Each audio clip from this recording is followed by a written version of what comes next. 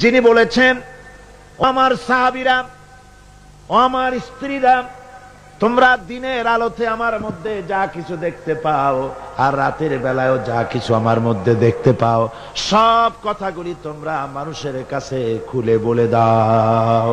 সুবহানাল্লাহ। কোন ব্যক্তি আছে এমন যিনি বলতে পারবেন সাহস করে যে আমার জীবনের সব কথা মানুষের কাছে বলে দাও? কে বলতে পারবে? হযরতে আয়েশা সিদ্দিকা রাদিয়াল্লাহু তাআলা আনহার খেদমতে কিছু সাহাবায়ে কেরাম বলেছিলেন, মা বলুন তো হুজুর সাল্লাল্লাহু আলাইহি ওয়াসাল্লামের চরিত্রটা কেমন? আপনি তো সব সময় কাছে বেশি থাকার সুযোগ পান, চরিত্র আপনারই ভালো জানার কথা, বলুন হুজুরের চরিত্র কেমন? হযরত আয়েশা বলেছিলেন, তোমরা কি কোরআন পড়তে জানো? তারা বললেন, হ্যাঁ আমরা কোরআন পড়তে জানি। হযরত আয়েশা বলেন, কোরআনে কারীম যদি পড়তে জেনে থাকো তাহলে রাসূল পাক সাল্লাল্লাহু আলাইহি ওয়াসাল্লামের চরিত্র জানার জন্য আমার কাছে কেন এলে? যেটা কোরআন শরীফে পড়েছো তার বাস্তব নমুনা যদি দেখতে চাও তাহলে আল্লাহর নবী মুহাম্মদুর রাসূলুল্লাহর দিকে তাকাও। তিনি হচ্ছেন কোরআনে কারীমের মুজাসসাম নমুনা। এই যে কোরআন, এটা কয় পারা? 30 পারা। এই 30 পারা কোরআনের বাস্তব চিত্র যদি কেউ দেখতে চায় তাহলে রাসূল পাক সাল্লাল্লাহু আলাইহি ওয়াসাল্লামের 23 বছরের নবুয়তের জীবন দেখুক। সুবহানাল্লাহ।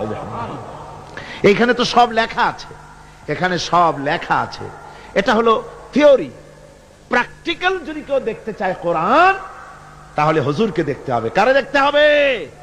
পা থেকে শুরু করে মাথা পর্যন্ত, নবুয়তের প্রথম দিন থেকে শুরু করে শেষ নিঃশ্বাস পরিত্যাগ করার সময়টুকুন পর্যন্ত রাসূল পাক সাল্লাল্লাহু আলাইহি ওয়াসাল্লাম কোরআনকে নিজের জীবনের উপরে বাস্তবায়িত করে মানুষের সামনে তুলে ধরেছেন। সুবহানাল্লাহ, সুবহানাল্লাহ। এই জন্য আল্লাহর নবীর চরিত্রের সার্টিফিকেট দুনিয়ার কোন নেতার চরিত্রের সার্টিফিকেট তাদের বইয়ের ভিতরে নাই, ধর্মগ্রন্থের ভিতরে নাই। একমাত্র কোরআনের ভিতরে কোরআনের বাহক যিনি ছিলেন, কোরআনের ধারক যিনি ছিলেন, তার চরিত্রের সার্টিফিকেট আল্লাহ কোরআনের মধ্যে ঢুকাই দিয়েছেন। রব্বুল আলামিন বলেন, ওয়া ইন্নাকা লাআলা খুলুকিন আযীম। নবী হে, আপনি হচ্ছেন পূত পবিত্র চরিত্রের উপরে প্রতিষ্ঠিত। সুবহানাল্লাহ।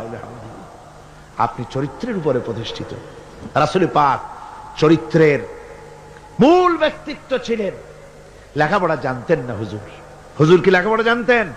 লেখাপড়া জানতেন না। সমস্ত মানুষের জন্য তিনি নেতা হলেন, কোন কলেজে ভার্সিটিতে পড়াশোনা না করে। কিভাবে? হুজুর নিজে বলেছেন, ইন্নামা বুইসতু মুআল্লিমান